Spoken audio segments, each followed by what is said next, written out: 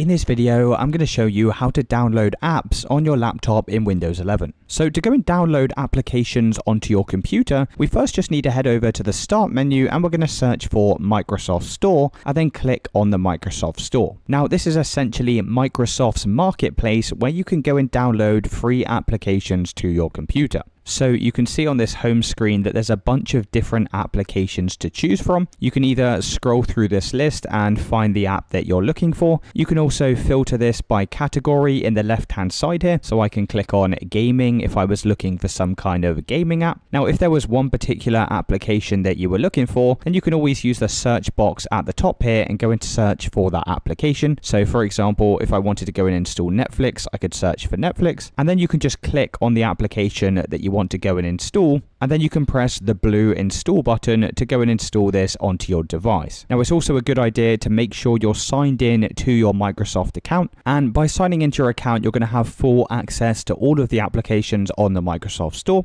And it's really as simple as that, guys. If you did find this video helpful, then let me know in the comments and I'll see you with the next one.